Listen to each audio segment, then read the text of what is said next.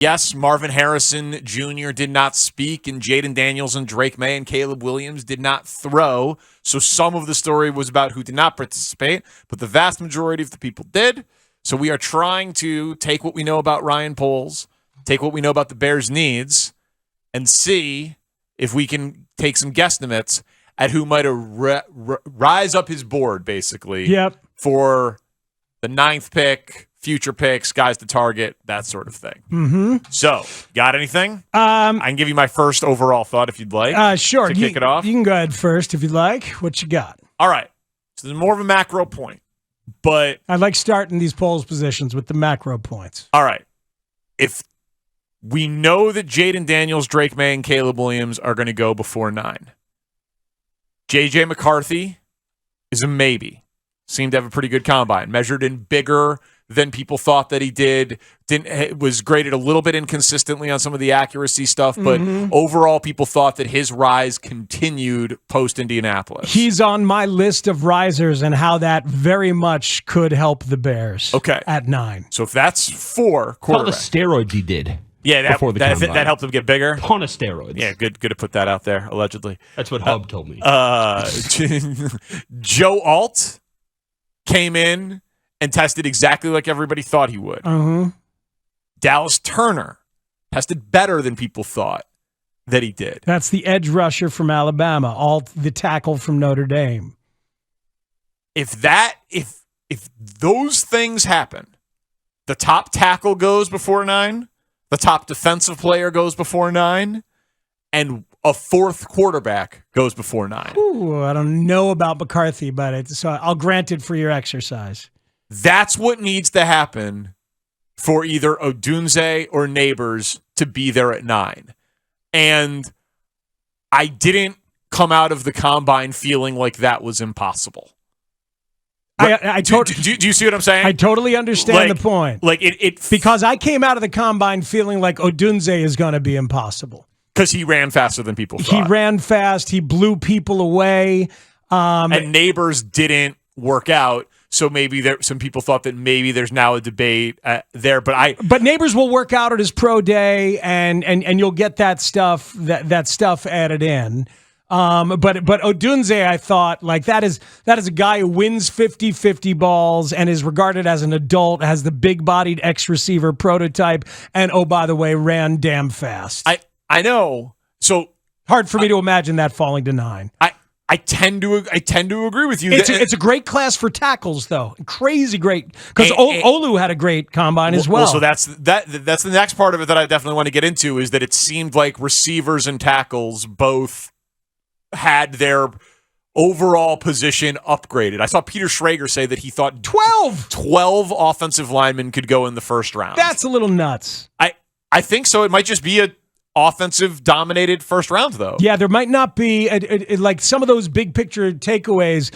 Not a lot of interior defensive linemen that make people excited. Yeah. A few edge rushers, tons of offensive linemen, a bunch of wide receivers, like there always will be moving forward, and some quarterbacks did themselves a favor, specifically McCarthy. So I guess I want to just keep this in the forefront of my mind about that 9th pick, because I think that 9 is the more likely trade down spot, because I think they're not trading down from 1.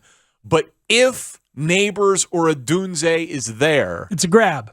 I think you take it and you run the card to the podium. And so the guys we need to track, because I think Alt's going to go. I think one of those teams, either the Chargers or the Titans or the Giants, like someone's going to say, let's just take our franchise left tackle because there's receivers in every draft. Let's take a plug and play left tackle as we try to build this thing out. Marvin Harrison Jr. will go. We know that for sure. Turner, I don't know, man. It felt like all it has to be is one defensive player, one left tackle, and a 4th quarterback have to go in the top 8. And you get either Odunze or Neighbors at 9. And I found myself coming out of the week of reporting in Indianapolis cautiously optimistic that was possible. It's interesting. I think we might end up with a spot where McCarthy's on the board at 9. Then it's probably if McCarthy's on the board and Neighbors and Odunze are gone, it's probably a trade down spot. What if McCarthy's on the board and Neighbors or Odunze are there? And this is where I've been spending a lot of my time thinking about the next tier of wide receivers. I already was thinking about it because I was going under the assumption that they both might be gone. Well, yeah, that's very possible. Right. So yeah. I've been thinking about who those guys are. So I've got a lot of thoughts on that next tier of wide receivers. But first, you start thinking, what else would you do at 9? You know, do you take Brock Bowers straight up at 9 and go tight end? I wouldn't. I want the wideout. I fell in love. There are 2 wideouts that I was really high on in that next tier beyond Harrison, Odunze, and Neighbors. Yep. And so I followed them very closely in the combine. One is Keon Coleman from Florida State, who ran very slow. He ran 4.61 in the 40. So that's going to bury him to a lot of people, especially when Xavier Worthy runs the 4.21 and Odunze ran fast and everything like that. Interesting thing about Coleman gets to a broader point about the 40-yard dash time versus some of the other measurables. I'll get to that in a second.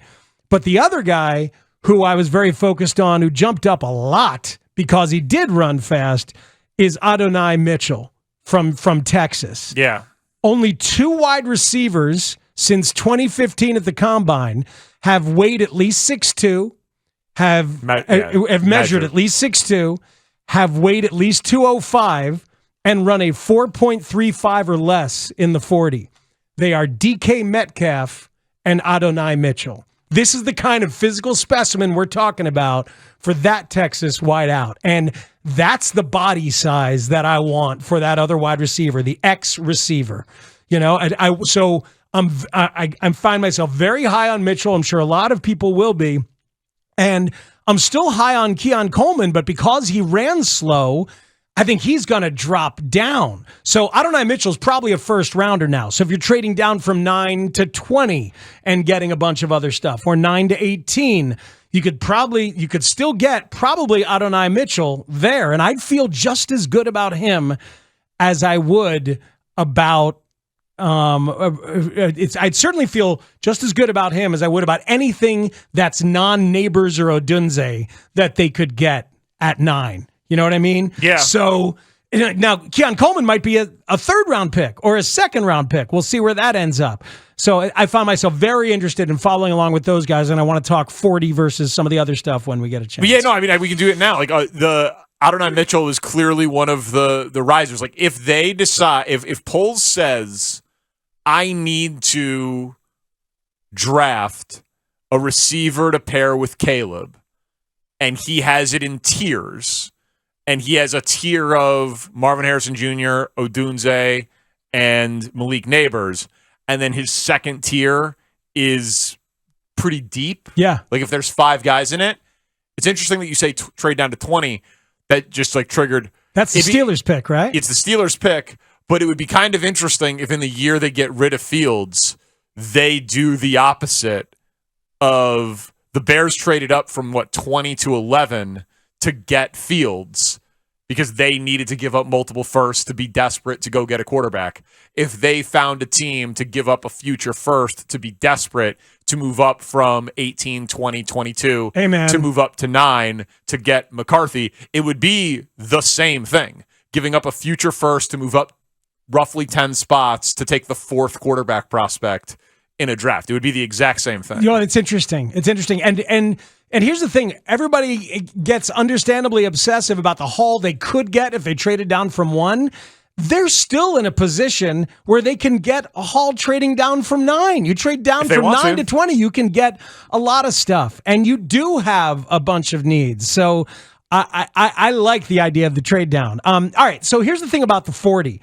A lot of people think it's archaic. A lot of scouts think it's archaic in terms of actually dissecting wide receiver talent. Last year, Puka Nacua ran a 4.57 40. So, I mean, that's unbelievably low. 35th fastest at the Combine was Puka Nacua. He lasted until the 5th round. The Rams liked that he ran the gauntlet if anybody was watching the combine, the gauntlet is that thing when you run across the field and they're throwing footballs at you as a wideout. Yep. A bunch of different ways. And like, can you catch it and keep your top speed? That kind of thing. Nacua ran that faster than anybody last year, which shows that he trusts his hands, that he's operating at full speed, trusting his hand to complete the run across the field. This year, Keon Coleman ran the 40 in 4.61. His gauntlet, he ran it faster than even Nacua. He ran it faster than anybody this year. And he ran it faster than Puka did.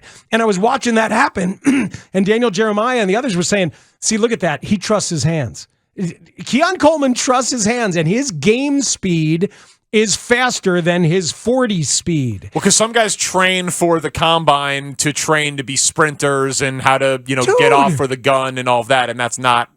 A receiver has to get off press coverage and get off the line of scrimmage, and his hand isn't in the dirt. But when you're running the 40-yard dash, it's like track and field. Training for the combine is a multi-million-dollar business on its own. And even the guys in charge of those companies, one of them was quoted as saying, I struggle with this. I feel the combine is necessary, but it's not a completely football-specific event. That's the dude who runs one of the companies that trains these people. That part of the reasoning that Harrison gave for not doing the stuff, and Neighbors didn't do the stuff either, right? Yeah. Part of the reasoning they gave is they didn't want to spend a couple of months training for combine things. Right, they're training for football things and not combine things. Yes. Correct. So that's a key thing for me. And so I'm still high on Keon Coleman. The slow 40 time for him might be a blessing where he drops to low second round or even third round, and I still like the guy. Hey, listen, we've talked about him before, but the catch he made against Syracuse, I'll never forget that catch. It was completely absurd, and he hasn't had a good quarterback play. So he has a very high natural talent level. Very high natural talent level. So Adonai Mitchell and Keon Coleman are the big-bodied X-style receivers that I'm still very infatuated with, and I would be pretty damn happy if they came away with either one of those guys as the one to slot opposite DJ Moore. Okay, so two things. One, I hope they don't completely do away with it, because as a television event, Xavier Worthy's 40-yard time was pretty cool. It's awesome. How happy everybody else was. Fans in attendance, how happy he was, how happy everyone else was. Running a 4.21, it looked impossible. It looked really impossible that a human being could run that fast. It was completely insane to watch. And 40 times make the internet explode. Yeah. And so for the combine as a television entity, they're going to keep it. Well, sure. And who's the defensive lineman? Fisk? Brady Fisk. He ran a sub 5. He ran 40. He ran a 4.78 as a defensive tackle. Who he was able. I have it here. He ran a 4.78 40-yard dash, the 99th percentile of deep tackles. Yeah. A 33.5 vertical, 95th percentile, and over a 9 foot 9-inch broad jump. That is insane. And he is a 6th-year college player. You want to talk about a guy who would be a man who's coming into the NFL, ready to go, like Jared Verse. Yeah, that's who he. So that's what Florida State was doing, huh? They got Jared Verse, a 5th-year guy from Albany, and Braden Fisk was a 6th-year guy from Western Michigan. Yeah, 5 years at Western Michigan. Why? I'm just curious. In your second year, why have you not mentioned Brian Thomas Jr.? Because he 4.33, 6'3", 209.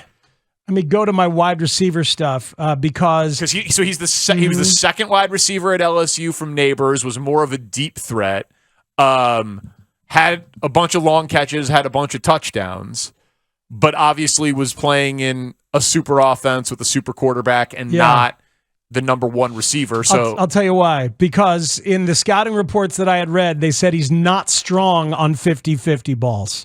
That he's one of those guys who looks like he would have Guwagi and you'd be tempted to throw him a 50-50 ball, but he's not strong at it. And that, to me, felt like Chase Claypool.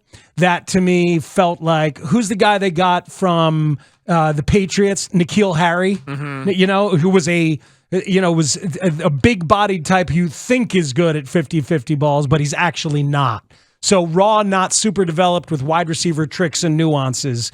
That and the 50-50 thing in the scouting reports made me not freak out about his measurables. He's going to be a first-round pick. You know what I mean? He's going to be there, and it wouldn't shock me given the speed and the size if he was there. Plays finesse for a big receiver was another line that jumped out from a scouting report of him. So one thing that some names that I was thinking about throwing at people here. Obviously, this was pre-tragedy with the car crash, but Henry Ruggs. Yeah. Do you remember John Ross? Yeah, of course. John Ross went 9 overall. Yeah. So guys will jump with 40 times, man. So there are guys that you want to be sure that they have the film production, and it's not just that one thing. But guys will rise or fall with 40 times, and I think that Brian Thomas could be one of them. I think Worthy could be another one of them. Yeah, no, so I'm not, like, guys will rise based on that stuff. I just don't, like, I know Tyreek ran a great 40, but if in terms of measurables, and I'd love to ask this of a scout, is the 40 the reason that guy's open all the time? It's the reason he runs away from people. But in terms of why he's like the quickness, like I want to know, I can look back what his shuttle drill was, what his 3-cone drill was, because you've seen it where he changes direction and like he doesn't seem to slow down at all. Yeah, it's crazy. And gets intense instant separation. So I don't know that the 40 is the best way to truly measure that stuff. He obviously has it all. Does Tyreek? We haven't mentioned centers. A bunch of centers had really, really good combines, and that class is being talked about as excellent. Well, yeah, but I think we need to address centers again once they trade Fields. I need to know what draft assets because there's not a center at 9, and they don't have a second-round pick. Right. And there's going to be at least 1, if not 2, that come off the board in the first round. So if they don't pick between the 9th pick and their third-round pick, there could be 4 or 5 centers off the board. Yeah. And I don't think that Ryan Poles will go with Caleb Williams and the 6th center in the class. I would think that he would make some sort of investment to come up and get one, or go the veteran free agent route. Yeah, no, it's probably true in terms of second round is where you do it, because there's 3, like your guy, Zach Frazier, and then Cedric Van Pran, the Georgia kid who tested well at the combine and was thought to be the best in the country going into the football season, but not so much after. And then my guy, Tanner Bartolini, the Wisconsin guy. You got a lot of guys. I like Tanner Bartolini. Just it'd be fun. That's the beauty of Pole's position. We don't wait to do who's your guy. Oh, no. We're way out in front on this. Way out. And Bartolini, by the way, did you get it at La Scarola last time you went there on Grand Avenue? Yeah, it's fantastic. Delicious. It's a great dish. It's the best. Yeah. The arrabbiata. The Bartolini arrabbiata. It's so good. So good. So good.